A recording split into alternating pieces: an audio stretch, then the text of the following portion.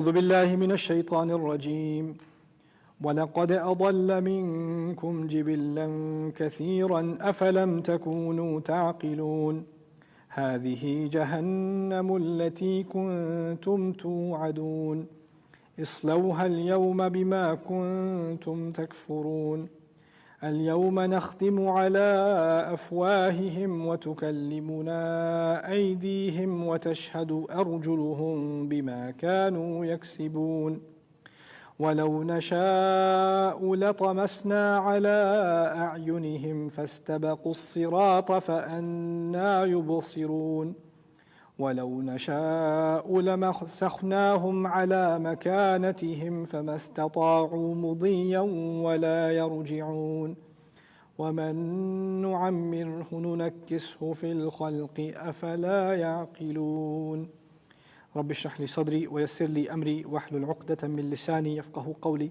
فالحمد لله والصلاة والسلام على رسول الله وعلى آله وصحبه أجمعين ثم أما بعد آیت نمبر 62 ہے 62. یہاں پر اللہ تعالیٰ نے اگلی بات کی ہے وَلَقَدْ أَضَلَّ مِنْكُمْ جِبِلًّا كَثِيرًا. شیطان نے کامیابی سے تم میں سے کئی بڑی بڑی تعدادوں کو، پوری قوموں کو، پوری نسلوں کو گمراہ کر دیا. أَفَلَمْ تَكُونُوا تَعْقِلُونَ.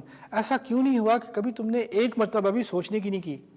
تَكُونُوا تَعْقِلُونَ اصل میں تھا أَفَلَمْ تَعْقِلُوا، تم نے سوچا کیوں نہیں؟ جب یہاں کانا کا لفظ کا جو اضافہ کیا گیا ہے افلم تکونوا تعقلون کا مطلب ہے کبھی تم پر ایک دفعہ بھی سوچ نہیں آئی کہ میں ذرا سوچ کے یہ کام کروں، ایک دفعہ بھی نہیں پڑی تمہارے دماغ میں، ایک موقع بھی نہیں دیا تم نے سوچنے کا. یہ کیا ہے؟ اسی بات کی تفسیر ہے ما یأتیہم من آیۃ من ربہم الا کانوا عنہا معرضین. کوئی فرق نہیں پڑا، کوئی بھی آیت بھیج دو ان پر، کوئی بھی نصیحت بھیج دو، کوئی بھی معجزہ بھیج دو، انہوں نے سننا ہی نہیں ہے. اسی بات کے بارے میں آگے کہا جا رہا ہے کہ تم سوچتے کیوں نہیں تھے. قرآن نے جو بات کی ہے نا کہ انسان کیسے بچے گا، سوچنے سے بچے گا، سوچنے سے. قرآن نے علم کی طرف کم زور دیا ہے، سوچنے پہ زیادہ زور دیا ہے. یہ بہت کبھی نہیں کہا افلا تعلمون، تم جانتے کیوں نہیں ہو. یہ بہت دفعہ کہا ہے افلا تعقلون، تم سوچتے کیوں نہیں ہو، سمجھتے کیوں نہیں ہو. قرآن کا اصل مقصد انسان کی سوچ کو بدلنا ہے، انسان کی سوچ کو اچھی ڈائریکشن میں ڈالنا ہے. اسی لیے میں کہتا ہوں ہماری دینی تعلیم میں اب سارا ایمفیسس کیا ہے؟ معلومات پر، انفارمیشن پر.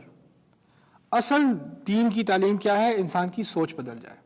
جب اس کے سامنے کسی لڑکے لڑکی کے سامنے کوئی آپشن ہے، کوئی چوائس ہے، تو وہ سوچ سمجھ کر فیصلہ کرے کہ کون سا اختیار لینا ہے، کون سی چوائس کرنی ہے. یہ سوچ ہے. دیکھیے وہ علم کبھی فائدہ مند ہوگا، کبھی نہیں ہوگا، لیکن اگر سوچ کے ساتھ وہ علم ہے تو وہ فائدہ مند ہوگا، اس کا اصل میں کوئی فائدہ ہے. افلا تعقلون. اس لیے لوگ جب جہنم میں ڈالے جا رہے ہوں گے، سورۃ الملک میں ذکر ہے کہ جب جہنم کے خزانچی، جب اس کے جو جیلرز ہیں وہ لوگوں کو دھکا دے رہے ہوں گے جہنم میں، کہیں گے الم یاتکم نذیر، تمہیں کوئی خبردار کرنے والا نہیں آیا تھا، تم یہاں کیسے پہنچ گئے؟ بلا قد جاءنا نذیر، نہیں آیا تو تھا. فقلنا ما نزل اللہ من شیء فکذبنا وقلنا ما نزل اللہ من شیء، ہم نے اس کو جھوٹا کہا اور پھر ہم نے کہہ دیا کہ اللہ تعالیٰ نے کچھ نہیں بھیجا. ان انتم الا فی ضلال کبیر، تم لوگ تو سب گمراہ، ہم تمہاری بات کیوں مانیں. وقالوا لو كنا نسمع او نعقل ما كنا في اصحاب السعیر، انہوں نے کہا کہ کاش کہ ہم سنتے اور سوچتے. وقالوا لو كنا نسمع او نعقل ما كنا في اصحاب السعیر، اگر ہم سنتے اور سوچتے تو ہم یہاں نہ پہنچتے. وہاں دو باتوں کی طرف اشارہ ہے جہنم سے بچنے کے لیے، سننا اور سوچنا. قرآن کے بارے میں بار بار کیا کہتا ہے اللہ؟ فَاسْتَمِعُوا لَهُ، غور سے اس کو سنو. يَسْمَعُ آیات اللہ، وہ اللہ تعالیٰ کی آیات کو سنتا ہے، اس کے بعد مڑ جاتا ہے، سوچتا نہیں ان کے بارے میں. ہمیں قرآن کو سننا ہے اور سننے کے بعد سوچنا ہے. یہ راستہ ہے جہنم سے بچنے کا قرآن کے اندر. اب آپ مجھے بتائیں، ہمارے کلچر میں سننے کی بات تو رہ گئی ہے، سوچنے کی بات چلی گئی ہے. آدھی ایکویشن ہے نا. ہم کہتے ہیں، آپ نے سنا ہوگا سمعنا و اطعنا، ہم نے سنا اور ہم نے مانا. اصل میں کیا ہے؟ ہم نے سنا، سننے کی وجہ سے ہم نے سمجھا، سمجھنے کے بعد ہم نے مانا.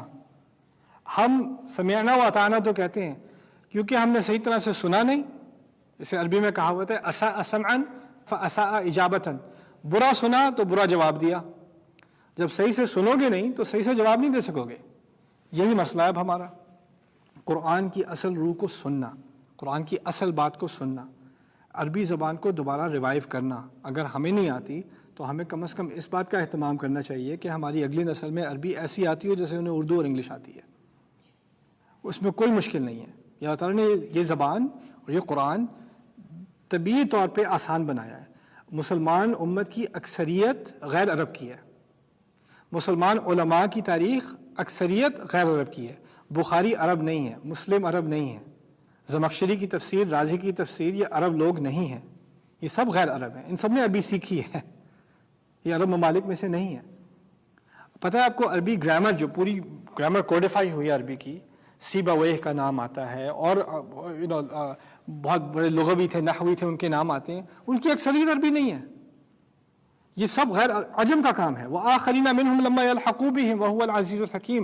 عربوں کے علاوہ اور بھی ہیں جنہوں نے ابھی اس میں اضافہ نہیں کیا، وہ ابھی شامل نہیں ہوئے، ابھی ہونے والے ہیں. اللہ تعالیٰ نے خود کہا تھا ابھی اور آنے والے ہیں. ہمارا ذکر ہے سورۃ الجمعہ میں، ابھی تو ان عربوں کے علاوہ اور بھی ہیں جو آنے والے ہیں. کہنے کا مقصد یہ ہے کہ عربی زبان عربوں کی زبان نہیں ہے. عربی زبان قرآن کی، دین کی، مسلمان کی زبان ہے. یہ اس زبان کا کسی نسل سے تعلق نہیں ہے. کچھ زبانیں ایسی ہیں دنیا میں جن کا تعلق سلطنت سے ہوتا ہے، جیسے آج کل انگلش ہے. انگلش اب بزنس کی زبان ہے، کامرس کی زبان ہے. آپ انٹرنیشنل بزنس نہیں کر سکتے اگر آپ کو انگلش نہیں آتی. کچھ دنیا کے حصے ایسے ہیں جہاں French lingua franca, right, so they have to know French. اس کے بغیر بزنس نہیں چلے گا. اب اگلی زبان جو آنے والی ہے وہ probably Cantonese and is probably going to be that, but ہم ابھی دین کے حساب سے، اللہ کی سلطنت کے حساب سے کوئی بھی مسلمان دنیا میں ہو اس کو عربی تو آنی چاہیے، اور کوئی بڑی مشکل بات نہیں ہے. اب ہم ایسی ایج میں رہ رہے ہیں جب آپ پروگرامنگ لینگویج سیکھ سکتے ہو، کوڈ سیکھ سکتے ہو، کیلکولس کی زبان سیکھ سکتے ہو. عربی کی زبان کیوں نہیں سیکھ سکتے؟ مجھے اتنی دلی خوشی ہوئی تھی، میں گیا تھا ملیشیا، وہاں پر ایک اسٹیٹ ہے تلنگانہ، وہ ایک ان کا ریزورٹ آئی لینڈ ہے وہاں پر، کوالالمپور سے 2 گھنٹے کی فلائٹ ہے، وہ الگ بالکل آئی لینڈ ہے. اور میں جب سمندر پہ سے ہم گزر رہے ہیں، پیسیفک اوشن پہ سے، تو میں جس سوچ میں پڑا ہوں اللہ نے کہاں تک لا الہ الا اللہ پہنچا دیا. کتنی دنیا کے کس کونے میں اللہ تعالیٰ نے اپنا دین پہنچا دیا. اب وہاں پر گئے ہیں، رستے میں جیسے پہاڑ پہ لاس اینجلس میں پہاڑ پہ ہالی ووڈ لکھا ہوا ہے نا، وہاں پہاڑ پہ بڑا سا لکھا ہوا ہے اللہ. وہ دل دیکھ کے خوش ہو گیا میں، کیا کس جگہ پہ آ گئے. بالکل گاؤں جیسا ایریا ہے. آگے جب روڈ پہنچی ہے تو بھوک لگی تو ہم کسی ایک وہ بالکل ڈھابا سا ہی تھا وہ، اس کے اندر ہم رکے کچھ وہاں کا سوپ لینے. تو وہاں ہم بیٹھے ہوئے، ایک صاحب آئے، بات کرنے لگے. ملیشین تھے، ہم نے پتہ نہیں بھاشا ملائیو بولیں گے اور ہمیں سمجھ نہیں آئے گی. آ کے کہتے ہیں میں نے این جئتم ایھا الاخوہ، آپ بھائی لوگ کہاں سے آئے ہیں؟ عربی میں بات کی انہوں نے. فقلنا له من امریکہ، جئنا من امریکہ، ہم امریکہ سے آئے ہیں. السلام علیکم. وعلیکم السلام ورحمۃ اللہ تعالیٰ وبرکاتہ. فزائرون اذن ما شاء اللہ لا تنسون من صالح الدعاء. آپ تو زیارت کر رہے ہیں، اچھی دعا کرنا. جو زیارت کر رہا ہوتا ہے، سفر کر رہا ہوتا ہے، اس کی دعا قبول ہوتی ہے. اور آپس میں ہم بات کر رہے ہیں عربی. اب نہ اس کو اردو آتی ہے، نہ انگلش آتی ہے، نہ مجھے ملیشین آتی ہے. ہماری آپس کی باہمی زبان کیا ہے؟ عربی ہے. اس سے خوبصورت چیز میں نے زندگی میں ایکسپیرینس کی. کیا مشکل ہے عربی میں؟ اس زبان کو سیکھنے میں آپ کو گارنٹی دیتا ہوں، اگر آپ دھیان سے پارٹ ٹائم بھی سال سے کم لگا لیں، قرآن آپ کو سمجھ میں آنا شروع ہو جائے گا. کوئی مشکل بات نہیں ہے، کوئی مشکل بات نہیں ہے. اتنی سی محنت ہے. اور اگر یہ محنت ہماری جنریشن میں شروع ہو، اندازہ کریں ایک ایسی جنریشن آئے جس میں کوئی فرق نہیں پڑتا کوئی مسلمان لڑکا لڑکی کس ملک سے ہیں، وہ آپس میں قرآن کی زبان میں بات کر سکتے ہیں. کیا اسے کہیں گے امتاً واحدہ وانا ربکم، ایک امت اور میں تمہارا رب، فاعبدون، میری عبادت کرو. کیا عظیم بات ہو کہ امام کہیں کا بھی ہو، پیچھے اس کے مصلین کہیں کے بھی ہوں، لیکن نماز میں سب رو رہے ہیں کیونکہ سب کو سمجھ آ رہی ہے کیا بات کر رہا ہے خدا. سبحان اللہ. وہ دن بھی آئیں گے انشاءاللہ تعالی. بارک اللہ لی ولکم فی القرآن الحکیم ونفعنی وإیاکم بالآیات وذکر الحکیم.